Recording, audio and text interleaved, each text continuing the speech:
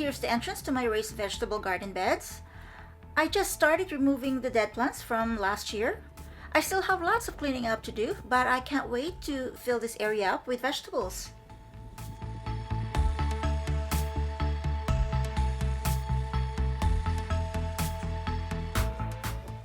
My husband and I built this arch trellis 2 years ago for the vine vegetables to climb on.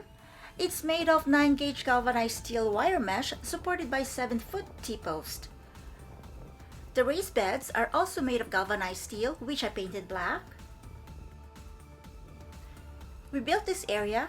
Actually, we did our entire backyard 3 years ago during the pandemic. All the paved floors close to the house, we didn't touch those, but we built a sitting area near the shed towards the back fence.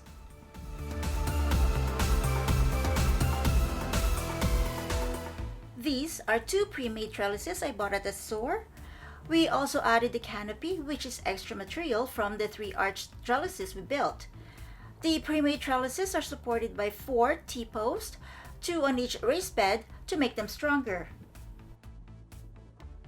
Here's a fully grown limelight hydrangea.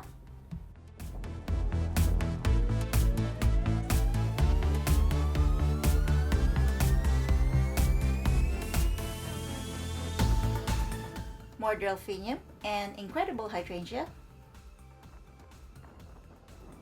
2 raised beds on each side of the vegetable garden entrance.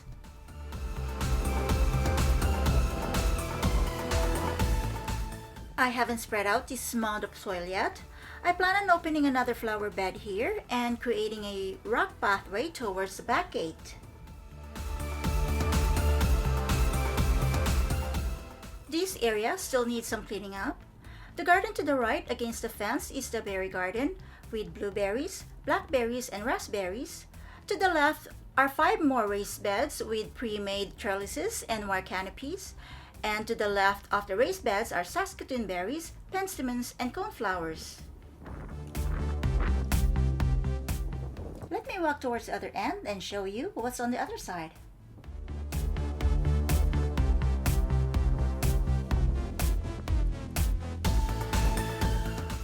Now, to the right of the raised beds is a combination of delphiniums and fall sunflowers, which I'm going to replace with coreopsis. I find the fall sunflower too tall and unruly for this area.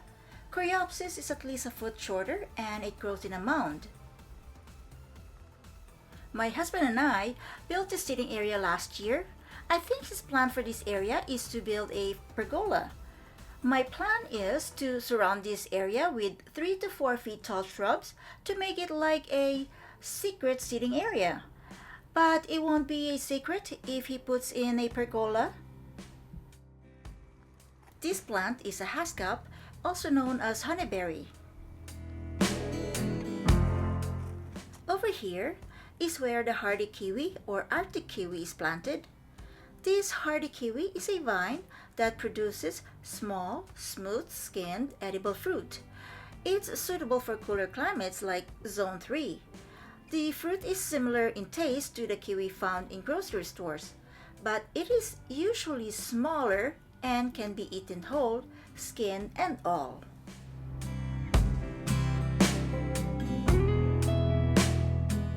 These are the tulips that I planted last fall. I can't remember what color the flowers are, but we'll find out once they start blooming.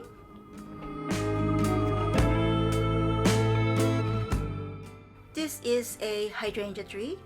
Hydrangea trees are made by shaping a hydrangea bush to look like a tree by trimming and guiding the main stem to grow up straight. There should be 3 Nepeta cat's pajama plants there, but I could only see 2. Next to the Nepeta, there were supposed to be 4 coneflowers, but voles made a nest on 2 of them. So they're gone. One is already emerging and the other will be coming out soon.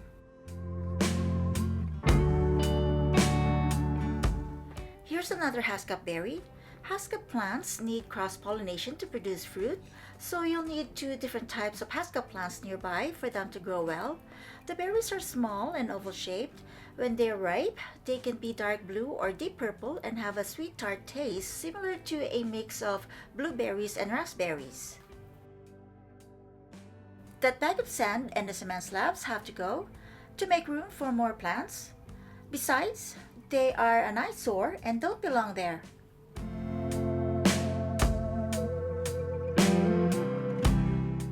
Here are more hydrangeas that need some pruning. By now, you might have noticed that I love hydrangeas, since they're everywhere in my backyard. Plus, more are coming in the mail. The plants in this area are a combination of black-eyed Susans, bee balms, and another hydrangea. Another pinky promise snowberry, and 4 different colored roses which I started pruning.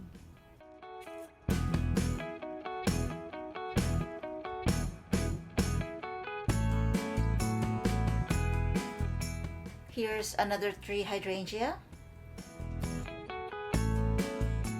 This is a problematic garden area. The garden slopes down towards the fence, causing soil erosion. To prevent further erosion, the lower part of the garden needs to be raised.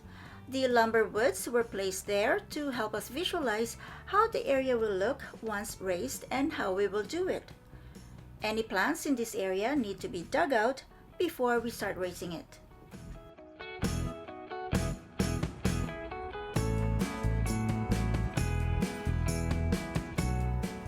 This concludes our spring backyard garden tour. I hope you enjoyed this video. Thank you for watching. Please subscribe, like, and feel free to share this video with your friends. Your comments would be greatly appreciated. Don't forget to click the notification bell to stay updated for new videos. Again, thank you, and see you next time. Happy gardening!